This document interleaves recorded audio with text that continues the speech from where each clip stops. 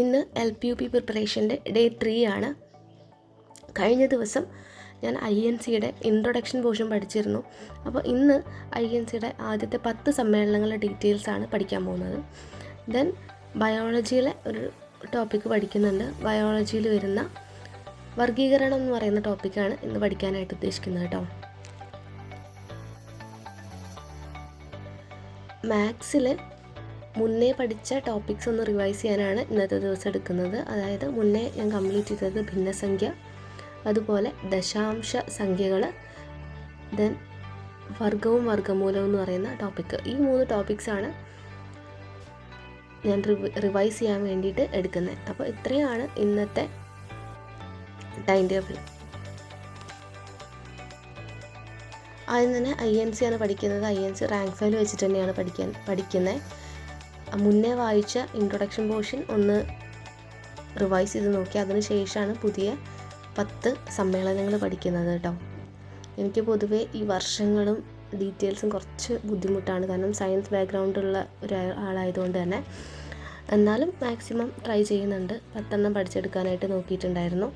ഇനി അടുത്ത ദിവസം റിവൈസ് ചെയ്യുമ്പോഴേ നമുക്കത് എത്രത്തോളം ഓർമ്മ നിൽക്കുന്നുണ്ട് എന്നുള്ള കാര്യം പറയാനായിട്ട് പറ്റുള്ളൂ.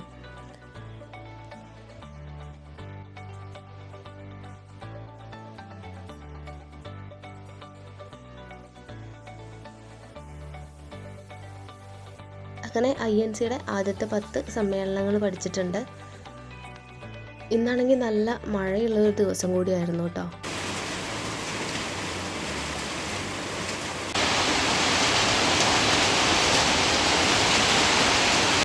കുറച്ച് നേരം മഴയൊക്കെ കണ്ടു നിന്നു. പിന്നെ നമ്മുടെ മഴയും ഇലക്ട്രിസിറ്റി ആയിട്ട് ഒരു അഗാധമായിട്ടുള്ള ബന്ധമുണ്ടല്ലോ, അതുകൊണ്ട് തന്നെ കുറേ നേരം കറണ്ടും ഉണ്ടായിരുന്നില്ല. അപ്പോൾ കറണ്ടൊക്കെ വന്ന് കുറച്ച് കഴിഞ്ഞപ്പോൾ ഞാൻ ബയോളജിയാണ് പഠിക്കാനായിട്ട് എടുത്തത്.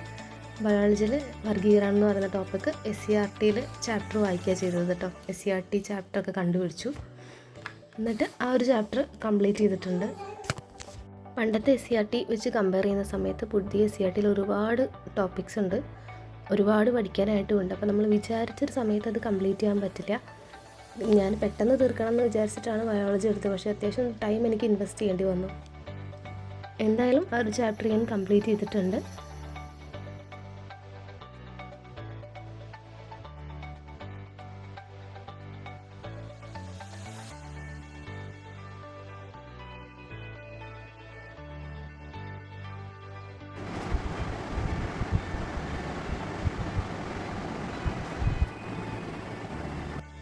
അപ്പോൾ ഇന്നത്തെ ടോപ്പിക്സ് എല്ലാം തന്നെ കംപ്ലീറ്റ് ചെയ്തിട്ടുണ്ട്. INCയിൽ ആദ്യത്തെ സമ്മേളനങ്ങൾ പഠിച്ചു, ബയോളജിയിലുള്ള വർഗീകരണം പഠിച്ചു, മാത്സ് ഭിന്നസംഖ്യ, ദശാംശ സംഖ്യ, അതുപോലെ വർഗവും വർഗമൂലവും ഇതൊന്ന് ജസ്റ്റ് ഒന്ന് റിവൈസ് ചെയ്തും നോക്കിയിട്ടുണ്ട്.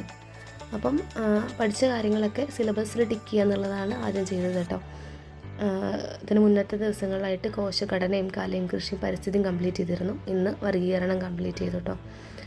അപ്പം ബയോളജി പോർഷനിൽ ഇനി പെൻഡിങ് ആയിട്ട് കിടക്കുന്നത് ഇത്രയാണ് കേട്ടോ. ദഹനാവസ്ഥ, വിസർജന വ്യവസ്ഥ, പ്രത്യുൽപാദനം, അങ്ങനെ കുറച്ച് ടോപ്പിക്സ് ഇനിയും പെൻഡിങ് കിടക്കുന്നുണ്ട്. പിന്നെ മാത്സിൽ ആദ്യത്തെ 3 ടോപ്പിക്സും കവർ ചെയ്തു. സൈക്കോളജി എനിക്ക് കുറച്ച് ബുദ്ധിമുട്ടാണ്, അപ്പോൾ അത് മെല്ലെ പഠിച്ചെടുക്കണം എന്നുണ്ട്. അതിന് വഴിയെ മെല്ലെ ഓരോ ടോപ്പിക്സായിട്ട് ആഡ് ചെയ്യാനാണ് ഉദ്ദേശിക്കുന്നത്. ഓക്കെ, അപ്പോൾ ഇത്രയാണ് ഇന്നത്തെ സ്റ്റഡി വ്ലോഗ്. Thank you.